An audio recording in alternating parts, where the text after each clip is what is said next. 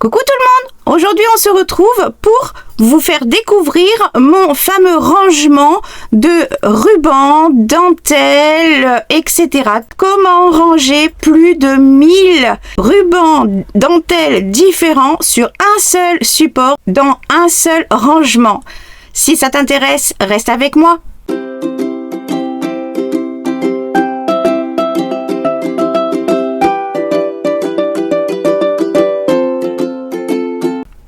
Si tu es toujours là, c'est que tu es curieuse et intéressée évidemment de voir ce système de rangement.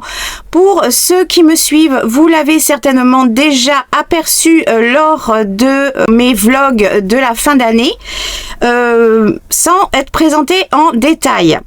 Donc aujourd'hui, comme j'ai acheté des nouveaux rubans dans mon dernier haul de chez Teddy, quelques-uns en tout cas, je vais profiter de vous montrer comment je les range, avec quel système, et vous montrer le résultat, comment j'arrive à faire tenir plus de 1000 différents, et encore 1000 c'est le minimum, parce que ça fait tellement d'années, ça fait plus de 21 ans que je crée, il y en a pas mal qui sont en plusieurs exemplaires, mais qui sont roulés les uns sur les autres du coup, ou qui sont roulés mais comme j'en ai beaucoup, ils sont étalés sur la longueur. Vous comprendrez mieux quand vous verrez le rangement.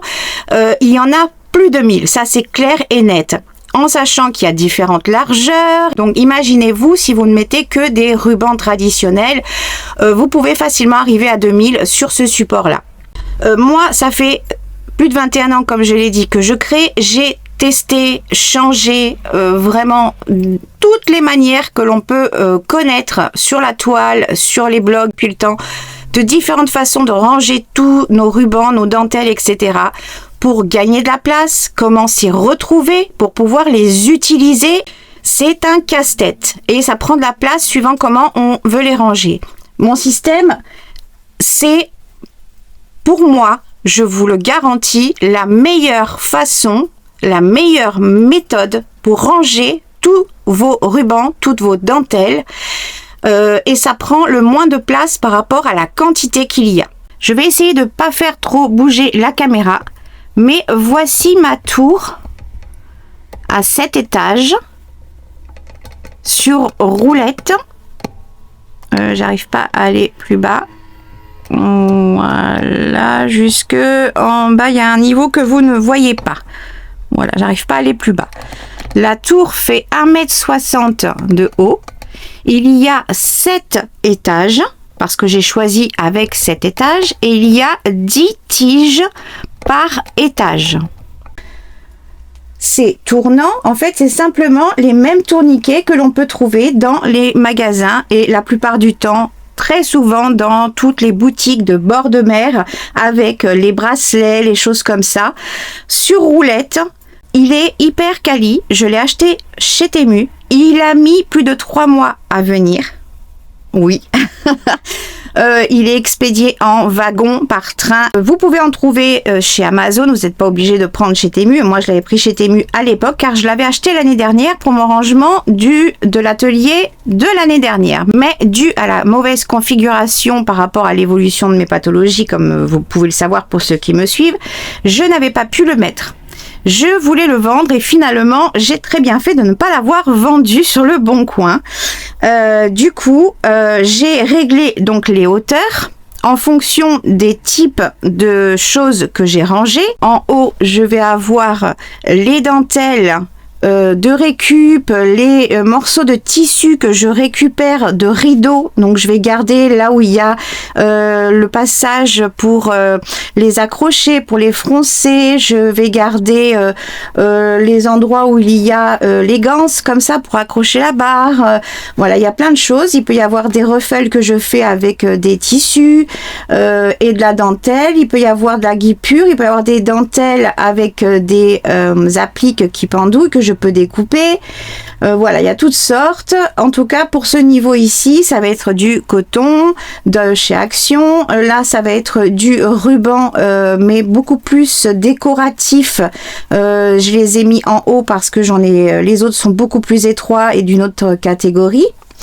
Le deuxième niveau, c'est de la dentelle de récup, de la dentelle de chez Action, de la dentelle de chez Temu, de la dentelle de chez AliExpress.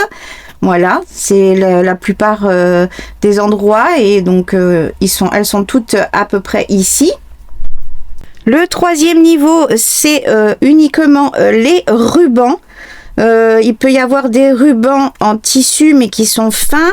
Il peut y avoir de l'organza, du satin, de la récup également, mais la plupart des récup sont courts, donc là ils sont avec les chutes. Là, c'est vraiment les longs morceaux, les bobines ou les restes de bobines. Les chutes ne sont pas rangées ici, heureusement. Voilà. Donc rien que sur cet étage-là, il y en a plus de 200, juste pour cet étage-là. Les dentelles, c'est pareil, il y en a plus de 200 pour les dentelles. Donc vous imaginez bien qu'on en stocke énormément. Donc ce niveau-là, c'est le milieu, donc on est au 4e, hein, il y a 7 étages. Il y a toutes mes bobines de tulle, mes broderies anglaises, des dentelles broderies avec des inclusions de perles, mes rubans, ça y est, j'ai perdu le nom, voilà, comme ça, de cette forme-là, je sais plus le nom. D'autres dentelles, des dentelles de récup, ça c'était des bords de dessus de lit, des froncés, des rubans très particuliers ou élastiqués, voilà. Le 5e niveau, j'essaie de pas trop vous faire bouger.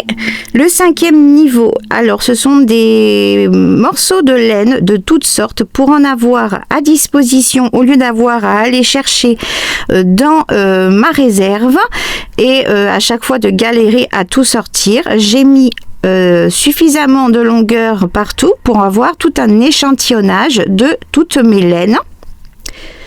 C'est la même chose pour en dessous et il y a en plus quelques rubans de tissu et à partir de là commence le reste de mes bobines.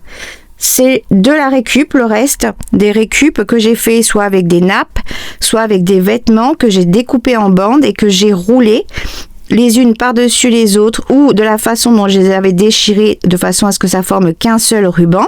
Il y a une technique particulière, ça peut être des foulards, des écharpes en soie, etc. Et donc, ça c'était une nappe, j'ai découpé et déchiré toutes les lignes, c'était une nappe de chez Action Aztec.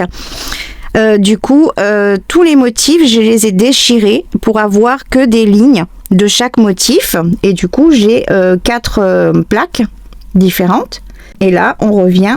Voilà, j'ai pas mis les twines, j'ai pas mis tout ça, ça c'est sur des petites bobines en bois de chez Action dans un pot, toujours pour avoir des échantillons et le stock est rangé dans ma réserve. Et en bas, je vous le fais pas tourner mais en bas c'est uniquement des bobines que j'ai faites avec toutes sortes de vêtements, d'écharpes, de draps, de rideaux. Tout ce qui était en pièces très longues, ça pouvait être des chemins de table, etc. que j'ai déchiré de façon à avoir des bobines et pouvoir les utiliser de toutes les façons imaginables dans le junk. Je les ai enroulées sur les anciennes bobines de ruban justement pour pouvoir les stocker de cette manière. Là, ils sont tous faits de la même façon. Je prends une cartonnette de récup, d'accord? Elles sont souples, c'est pas grave. Le tout, c'est de les ranger sans tordre et déformer la cartonnette. De les faire tenir, moi j'utilise des petites épingles avec des têtes boules, adaptées à la longueur que je souhaite de façon à ce que je puisse répartir, comme j'ai pu le faire, de tout en haut et exploiter au maximum les 1,60 m jusqu'en bas de la tour. Donc j'ai rangé par catégorie en fonction de ça et en fonction de ce que je me sers le plus souvent, à hauteur, etc. J'ai choisi la hauteur de mes cartonnettes avant en fonction du coup pour que ça puisse tourner sans s'accrocher. Parce que sinon, si ça s'accroche sans arrêt, c'est chiant. Voilà, ça risque de tomber facilement, etc. Donc, je prends tout simplement ma cartonnette. Je prends une cartonnette de récup, suffisamment rigide, mais pas trop. Et je vais remplir en fonction de la hauteur et j'essaye de faire la même hauteur par niveau. Pour les accrocher et pouvoir les retirer sans avoir à tout retirer comme dans beaucoup de magasins, il faut tout retirer pour pouvoir attraper celui qui est derrière, etc. Moi, j'ai choisi les systèmes d'accroche de rideaux.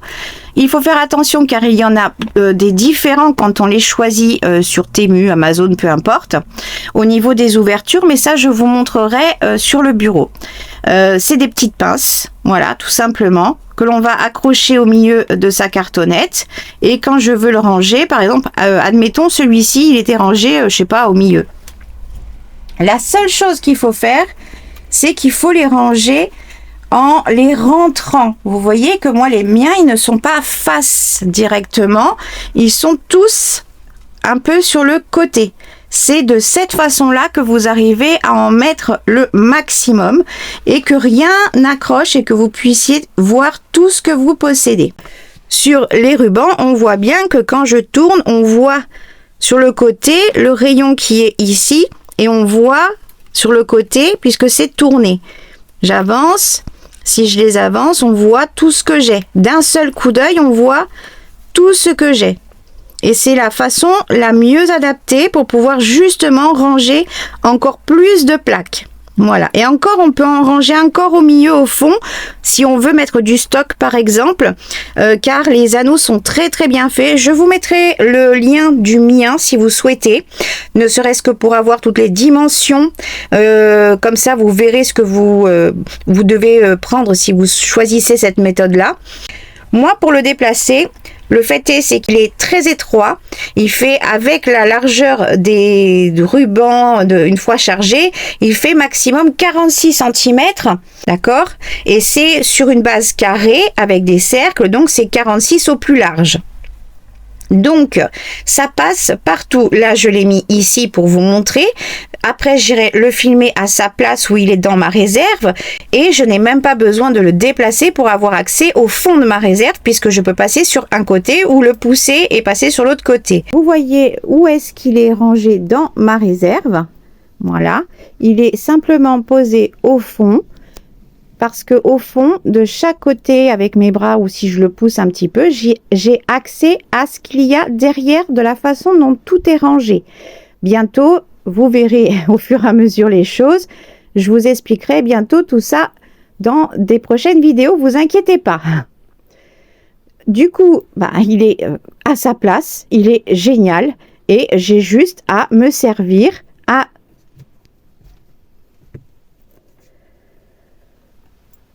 tourner et à choisir comme si j'étais au magasin. Voilà. Pour le déplacer, je mets un pied ici pour lancer la machine, on va dire, et je tiens en fait un niveau, on va dire. Je vous montrerai après, et je l'entraîne avec moi simplement pour éviter qu'il bascule. Parce qu'il est chargé à bloc, c'est tout. Et donc, quand j'ai un pied sur le pied, justement, je vais juste poser ma main ici parce qu'il y a un grand cercle qui soutient et maintient les tiges. Ce qui fait qu'on ne peut pas aller jusqu'au fond sur le premier niveau, mais derrière, on peut y aller. Pour les plaquettes, si on veut, que je vous disais, vous pouvez avoir du stock. Et quand je pose ma main ici, en fait, j'ai de quoi juste poser ma main et le maintenir. Et avec, je l'emmène en balade, quoi, c'est tout. Et c'est super facile à transporter. La seule chose, c'est qu'il faut prendre son temps. Il faut que son sol il soit bien plat et lisse. Parce que s'il est chargé comme le mien, vous n'allez pas vous partir avec et marcher comme si vous couriez. Hein. On y va cool. Mais moi, je le déplace pas forcément pour venir jusqu'à moi. Là, je l'ai déplacé pour vous.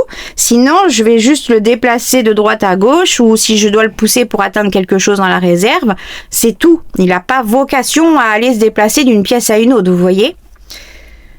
Allez, maintenant, je vous montre sur le bureau. Donc, Pour ce faire, il nous faut, moi je garde toutes les récup depuis donc plus de 21 ans, de tous mes achats, de plein de choses, puisque je crée du junk journal, donc je crée avec du recyclage, et donc je garde et je récupère toutes sortes de cartonnettes. Il suffit pas qu'elles soient forcément très épaisses, suivant ce que vous allez y mettre dessus. Ça peut être doublé, ça peut être des cartonnettes beaucoup plus épaisse d'emballage, ça peut être des cartonnettes de fond de bloc, ça peut être vraiment tout ce que vous souhaitez. Là, c'est ce qui me reste depuis que j'ai refait mon atelier cette fois-ci encore, et cette fois-ci c'est la dernière. Il ne me reste plus que ça puisque j'ai utilisé pour tous mes rangements plein de cartonnettes. Pour les petits crochets, il y en a de différentes façons, et pourtant quand on commande, on voit pas forcément la différence. Je vous montre moi de près la différence. Celui du milieu, il est posé à plat, et l'anneau qui est ouvert, suffisamment large pour pouvoir le soulever de la barre, et ne pas avoir à l'enlever de la tige, mais de pouvoir le soulever. Vous voyez, celles-ci, elles sont légèrement plus étroites. On peut les tordre, mais franchement, c'est costaud, hein, c'est fait pour des rideaux. Celle-ci, c'est la meilleure, parce qu'elle est à plat. Quand elle est comme ceci, elle est droite. Vous voyez, là, elle est de face, et là, vue de côté. D'accord ? Par rapport à celle-ci, qui est à contrario, celle-ci que je vous dis qui est la meilleure, celle-ci, la tige, elle est vers l'avant. Vous voyez? La tige est vers l'avant. Celle-ci, l'anneau, il est sur le côté. C'est l'anneau sur le côté qu'il vous faut. C'est la meilleure façon pour pouvoir bien positionner vos cartonnettes, etc. Sinon, vous allez être obligé de prendre une pince et de toutes les tordre sur le côté, et je peux vous dire que c'est costaud. En même temps, heureusement, c'est fait pour. Mais vous voyez, à la base, on le voit bien. Celle-ci, elle est face à la tâche de la pince, alors que celle-ci, elle est sur le côté. Pourtant, c'est accroché de la même façon à l'intérieur. C'est juste qu'elle a été au préalablement déjà tordue. Et c'est celle-ci qu'il vous faut. Les ouvertures, celle que je vous conseille, on va dire que la largeur de l'anneau fait 1. Voilà. L'ouverture fait 7. Celle qui est plus petite, la largeur de l'anneau fait 8. Et l'ouverture fait 5. Vous voyez? Donc, il vaut mieux prendre celle avec l'ouverture de 8 et l'ouverture de l'anneau de 1. Ce sont des petits crochets avec des petites dents pour accrocher votre tissu et créer vos rideaux, vos tentures sur des petites barres, que ce soit pour des meubles ou que ce soit pour vos rideaux de fenêtres, etc. Suivant la qualité, vous en avez qui s'ouvrent très facilement, et il y en a où il vous faudra prendre une pince pour les décoller tellement qu'elles sont collées ici. Bref, c'est un petit jeu de patience, surtout quand on a des problèmes de doigts, mais pour une bonne chose. Là, j'ai celui-ci qui me reste encore à accrocher. Les cercles comme ça, les bobines en plastique, les grosses comme ça, c'est celle-ci que je garde pour faire mes rouleaux, mes bobines de tissu de récup, parce qu'elles sont plus grosses, plus larges, pour maintenir le tissu, et je peux passer ici dans le trou en enlevant l'autocollant là, de ce côté ici. Mon système d'attache, c'est-à-dire que je mets une ficelle des deux côtés, genre de la grosse ficelle pour faire du macramé, et je les suspends avec un crochet également, parce que le crochet me permet d'aller les prendre derrière et non pas de tout enlever, etc. mais me permet de maintenir le rouleau et de ne pas, pour pas qu'il se déroule. Bref, voilà, vous avez pu voir de toute façon comment c'était installé sur le portant. Je vais simplement rouler mes rubans sans les tirer pour ne pas tordre la cartonnette. Rien de compliqué. Moi, j'utilise pour attacher sur la cartonnette souvent le scotch qu'il y a déjà sur le ruban. Quand il y en a beaucoup en largeur ou que c'est un ruban qui a tendance à se froisser ou s'abîmer ou à glisser, je vais faire exprès de l'étaler sur plusieurs niveaux. Et quand il y en a beaucoup en longueur, je vais faire exprès de l'étaler sur plusieurs niveaux pour éviter d'avoir une cartonnette et avec au milieu une grosse épaisseur, vous voyez, pour essayer quand même d'équilibrer les choses.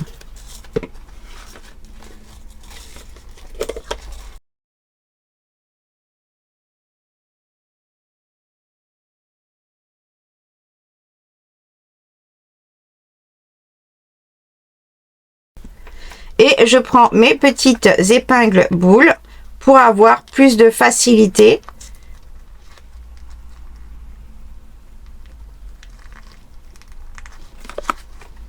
Voilà. Et je prends la bonne pince. Je mets du côté blanc parce que simplement un côté à la fois esthétique et de la façon dont il va être rangé, je verrai mieux tout de suite le rendu des coloris. Et j'ai pu qu'à l'installer dans mon rayon. Voilà, c'était une courte vidéo pour vous montrer le rangement qui est pour moi le meilleur système d'organisation pour tous vos rubans, toutes vos dentelles, toutes vos bobines de tissu de récup en bande. Voilà, ça peut être de la laine que vous utilisez que dans les junk, ça peut être vraiment énormément de choses, d'organza, ça peut être du tulle. Voilà, c'est pas fait pour ranger des pelotes de laine, hein, d'accord? J'arrête de parler. Sur ce, moi, j'espère que cette option d'organisation pour vous, c'est un investissement au niveau du coût, mais le gain de place, le gain d'organisation, parce que j'ai rangé par catégorie, par couleur également, je vois tout ce que j'ai en un seul coup d'œil, je n'ai plus qu'à prendre et à me servir quand je vais faire mes courses pour préparer mon projet. C'est la meilleure façon d'organiser tout ça. Bref. J'espère que cette vidéo vous aura plu, que ce partage vous aura plu, que mon idée vous aura plu. Moi, en attendant, je vous fais plein de gros bisous et je vous dis à très vite pour la prochaine vidéo. Salut!